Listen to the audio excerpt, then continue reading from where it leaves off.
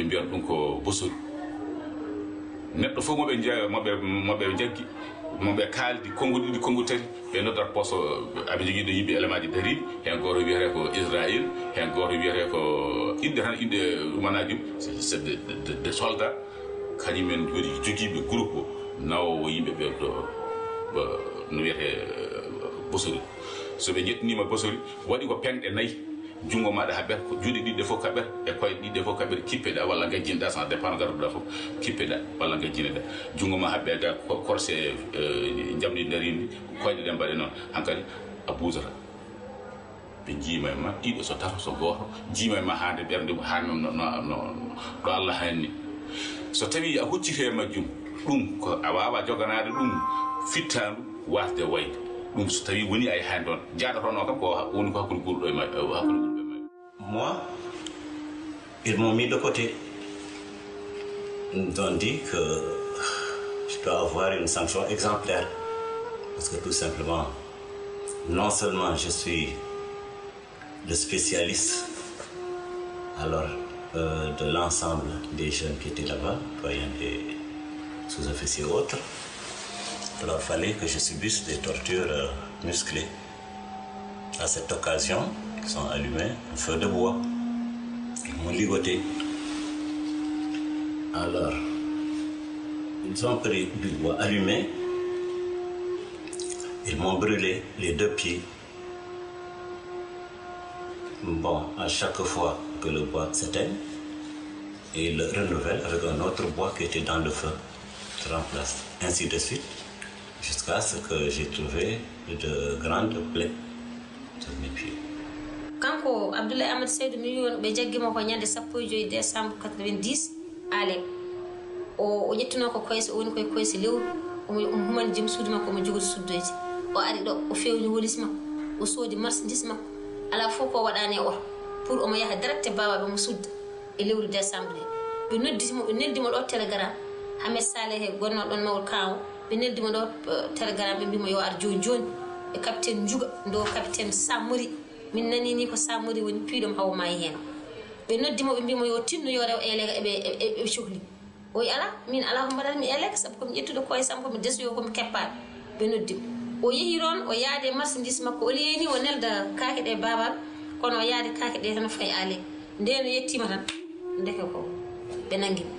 nangimo ɓe nangi oto mo jogino bagage o wolis debbo marchandise mo ƴettuno ration mo ƴettuno fof ɓe nangi ha laaɓi wonti o arata o faara ɓe paari mo hedde ɗo no wiyata noon bok diida e aslat aɗa andi ko ɗon ɓe mbarannoɓe ɗon ɓe tortirtunoɓe kala ko ɓe ittuno dande maayo ko ɗon ɓe natano wanno ka ɓe nayimo ɗon ɓe tortirimo ɓe piimo weeti ɓe joltini ɓe oto ɓe ceeniɓe kamɓe fof ɓe gaddiɓe ha ɗo o taƴi ɗo henne natirde wuro hen. Le 28 novembre 1990, à Inal,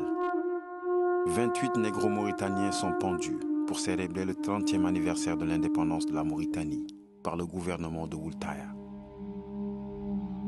C'est ainsi que l'adjudant-chef Abdoulaye Djigo, le sergent Mbodj Abdelkader Sy, sergent-chef Lamtoro Kamara et d'autres sont pendus, haut et court. Je suis un orphelin d'un victime militaire pendu à Inal en 1990. Depuis 1990, j'ai vécu tout près de ma mère, qui a fait tout pour que nous ayons une bonne éducation. Jusqu'à l'âge où nous sommes, où je suis engagé en tant qu'orphelin au sein d'une association dénommée COVISIM. Le COVISIM, c'est le collectif des orphelins des victimes civiles et militaires. Là où nous sommes, nous réclamons qu'il y ait la vérité sur les faits survenus pendant les années de braise et aussi qu'il y ait de la justice. Car non seulement l'État a reconnu le 25 mars 2009 à Kahiti les exactions que Maouya et ses collègues avaient commis. Et nous, les orphelins, là où nous sommes, pour ce qu'on réclame, dans notre pays, pour qu'il y ait la paix, la justice et la vérité, car non seulement nous sommes les enfants de ces victimes, mais aussi les tortionnaires, leurs enfants doivent savoir le tort qu'ils ont commis à leurs frères d'armes. De ce fait, tout ce que nous demandons devant l'opinion nationale et devant l'opinion internationale, que la justice soit faite. Et les commanditaires comme Maoya, qui est actuellement exilé à Qatar, qu'il soit extradé, ou un jour, on fera tout pour demander son extradition en Mauritanie. Plus d'une centaine d'individus ont été tués dans des conditions atroces. Certains sont enterrés vivants,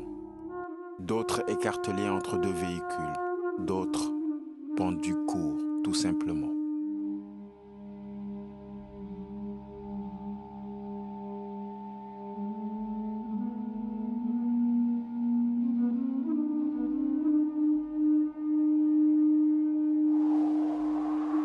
On quitte la capitale pour nous rendre dans un camp de repatriés à Gordiou, à 7 km de Kaédi, un village situé à 450 km au sud de Nouakchott.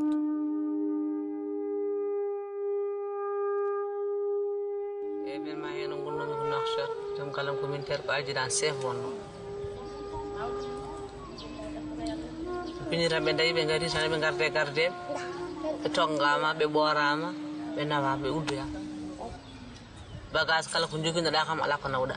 so wodi wutte mo woni law hay horande ma sabe bacce so ndaari horande be gandi no moji be bippat horande dum ko ma jaar be taccini min non de be nay min de Sénégal tuggude ko gittami don ha jettoyimi ci don goddum ko e beccam di certunde gondum hen ho redam mus gartum kayedi do don avortum bi don yaara lebbi jeedi tuggude ko avortum fewde do dum jodi mi meeda hurta lewru hakke no kulol ngol fonno yan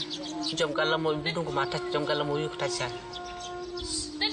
taw kam jom galla mo wi kanyum hayse be bay cerdi hoore mudum e dande mum kany yaltade murse ko widdo mursani koy mursani jibina ko hen mawni ko mursani ko wollede ala ko do ndabe daddirani dum pour yidde warde dum kono ma taw gaynaani Allah wadi minen min jehi min tati min goni to ha ko wiya ngari so don kot leydi mon ko mamin bad dum mamin baden dum min dondi min ngari min taccir ko do e kay min taccirno do e kay be kirndeni min toni otoji be gaddi min do e laddi tula hela e gor min ganda do ko min gartira do ko ne fewdo joni haydar min daña awani min kokkano ko caaleje de ala no bay caggal caaleje de min gari min kokka ko gemha min kokkano ko sugar seede min kokkano ko nebam seede don ha gila den ha joni dar min keba yimbe jeego fof ko saku didi gemha keba yimbe jeego fof ko saku didi gemha yimbe jeego be fof keba ko litru jeegum diwli ko fof ko litar ne ba be gaddanani min non buudu be gaddanani min budde de sodi ala dum tan be gaddi be gaddani min barme goto be gaddani min tasa goto be gaddani min sarala goto be pokiti be jitani be so wonande be garti do be biya be gaddani min nay imbi min haram addani min nay to gaddani min ko min nyaa be pokiti be gaddi do nay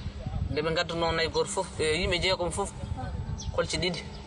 yimbe jeegom fof kolci didi minen nayamin di pian do fad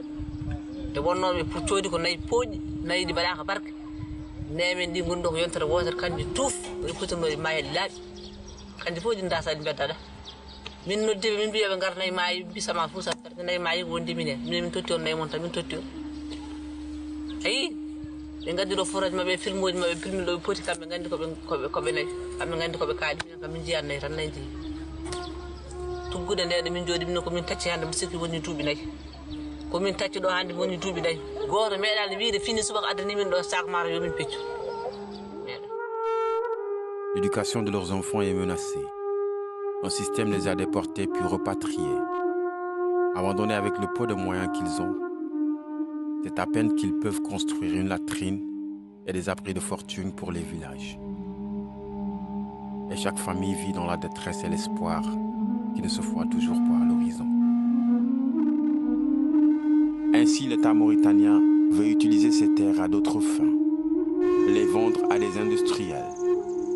ou en faire des lopins de terre qui seront distribués à des sympathisants ou proches du système.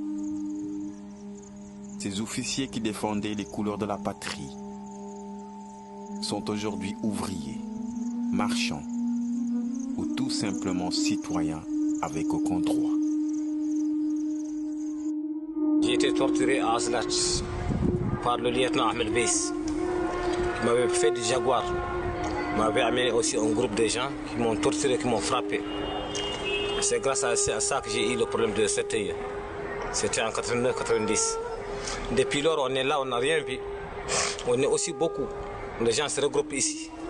Ici à l'Arébis, à côté de moi. On est aussi nombreux. Depuis lors, on n'a rien vu, on ne nous a rien fait. Chaque jour, on nous dit demain, après-demain, la fin du mois. Et puis tout ça, c'est des mensonges, on n'a rien vu. Là, c'est à cause de ça. On a été torturés. Il y a des gens même qu'on a brûlés ici. Mon tortionnaire, je le connais très bien. Il s'appelle Ahmed Veis. En ce temps-là, il était lieutenant. Alors,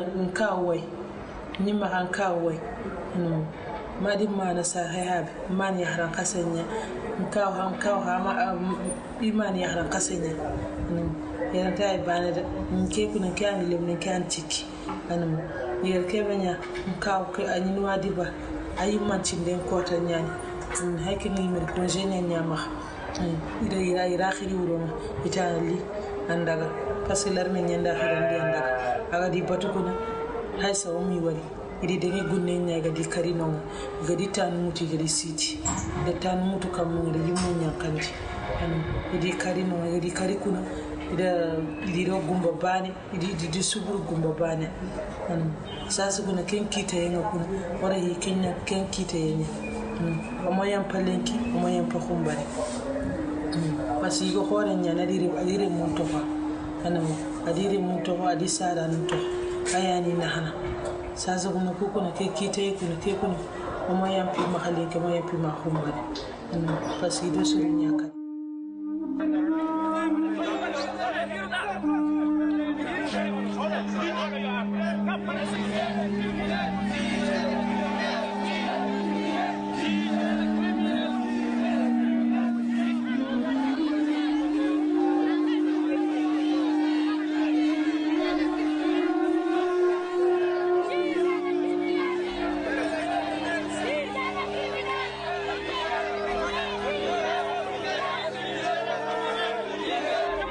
min dañi mayɓe e nder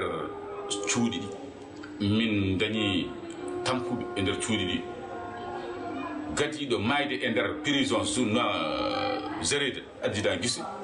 rewi hen ko adjudant li minen mbiyata li compliqué jako bot kamɓe ɗi fof ɓe bottonaɓe ɓeɗo goni premier mayde e nder prison adi mayde ko guise maayi jamma subaka ɓe nawi ɗum walla ɓe garani ɗum ɓe nawi ɗum de e nder ɗum ɗo ɓe puntiri min wonde koɓe évacue ɗum janggo li sanki de li sanki taƴaɗo hankadi kañum woni gurboyo ari kañum yaltini yimɓe muɗum ɓe nawata ubboyo yimɓe muɗum nayo ɓe jolnimo e oto ɓe nayi mum ummade on ñalawma min ala jamma momin mbalata ha weeta min dañani mayɓe ɗiɗi walla mayɗo goto jam ñalawma ɓurɗo mettude ɓurɗo musdemi min e nder prison ko ñaladi subaka momin fini min mbaali koye jamma ɓurɗo mettude jamma ɓurɗo bonde ha wonanma hedde 3 heures du matin mbeɗa jogui musidam goto ene wiye awa amadou oumar nawa busuri o waɗa tan golle no boni wona kanko tan ɓe kewi waɗa tan golle no mus kartoride tawi gon minen fof e on saaha ko interrogatoire cuuɗi ko tati jaltuɗo nduɗo suudu fof natata e mayru ko noon jaatir toon ha garton e suudu onon fof jaltuɗo interrogatoire fof ɗo suudu ɗo artata ɗum min gone suudu he ñande hen komin 150 e jeeɗiɗi neɗɗo amin gone nde suudu hay goto wawa waklitade ɗo leldiɗa fof ko on banggue lelorɗa ɗo jooɗiɗa fof noon jooɗotoɗa a wawa lelde kadi hay goto wawa yiide feɗenu muɗum allah e niɓɓe hedde 2 heures et demi 3 heures kanko awa amadou mar o adda o yittina e nder suudu o wedda en mbeɗa nana omo woyto mbeɗa wonde mbimami ɗo bojdama mo dawdo mbimi ɗum oɗo goytoɗo ko awama ɗum waɗa o nani konngol ngol kalata ngol o noddimi o ɗum ko camama ɗum mbimoma o wimi ɗo gonɗum ɓe tan ñaaguimi yimɓe ɓe ndewme dow yimɓe ha jettimi e makko nde mi yettimi e makko o wi ɗo ɗo gonmi ɗum komi gasɗo kadi hay hunde ala ko gondumi so wona ɗon ndiyam min mbayri yiide ndiyam ko 8 heures subaka min jiitoye ndiyam ko subaka janggo jaami gaddanmomi pot ndiyam haade ma addande pot ndiyam wonno min ɗo gonmi ɗo ko min mi tam ko tampe fof min mbiyat min ɓuuri wonno e ɗom kaka heddi ko kanko ko gasɗo ko ñawɗo ko baɗaɗe gueɗe ne boni kadi ko gueɗe kantoriɗɗe welani haalde jarmi pot o a kalditimi ƴettumi pot goɗɗo gaddanmo o yeedi ñande heen ɓerdam metti ha mi nattumi wonde neɗɗo min jooɗi ha woni hedde 9 heures et quelque ɓe gaddani min kaycitere nde ɓe gaddi kaycitere ɗo min jooɗino ami kayciroɗo kanko aw omo wonde goɗɗo kamɓe jeydaɗo gotel wiya barimama e waɗɓe min job hammadi mbodj dawoud komin groupe minen fof min mbaɗa ko groupe aji amin jooɗi amin traci dami amin mbaɗa dami ɗo jooɗino ɗo no ooli kanko aw kanko bari o noddimi o wimi ara camar jeewo garmi jettimi nangumi hoore makko pawmi ɗo perlimi nangumi hoore makko pawmi ɗo dow furam o foti ha woni laabi tati o tawi ɗon noon han kadi gontumi neɗɗo e goɗɗo tawi goo 5 minutes après suko goɗɗo soldat goto ne jeeya baba ɓe loto wiye Touré Demba kañumne waɗino waɗini amin gonde min amin goto e adjudant si Amadou ene jea calko o noddimi jaami jettimi tawmi ɗo leli ɗo surtout hankkadi omo seere mum kamɓe ɗiɗo mayde e nder mintaji 5 ñande heen ko ɓammi dañde caɗele e nder événement o ñen ɓurmi dañde caɗele. Ouarata a été une prison atroce. Je crois que moi j'ai écrit à Nelson Mandela une lettre en 1996 parce que j'avais lu son livre On suit leur chemin vers la liberté. Et j'ai dit à Mandela que vraiment il a fait 27 ans de prison. Mais ce que nous avons vécu à Ouarata, lui ne l'a pas vécu à Robben Island. Parce que moi j'ai lu le livre et j'ai vu comment les Mandela vivaient à Robben Island. À Robben Island, quand les Mandela commettaient des choses que les géoliers ne voulaient pas, ils les jugeaient. Ils les jugeaient comme s'ils étaient dans la vie. Il y avait un tribunal, on les jugeait qui a fait ceci et on les mettait dans une prison. C'est-à-dire on les extrayait de la grande salle, on les mettait quelque part. Nous, on n'avait pas droit à ça. Nous n'avions droit qu'à des bastonnades, nous n'avions droit qu'à des trucs. On nous torturait jusqu'à la mort, on nous empêchait de manger. On nous donnait, n'est-ce pas, uniquement une nourriture pour nous tuer à petit feu. C'est pourquoi Kendi Soubey, Djigo Tafsirou, Barzan Noir et Bapouboudou sont morts en prison. Nous restions des mois et des mois sans nous laver, on mettait les chaînes aux pieds. Ça, c'est exactement parmi les prisons les plus atroces que l'humanité ait créées. Et c'est pourquoi nous pensons qu'aujourd'hui, le régime de Maouya Oussouya Metaya doit être jugé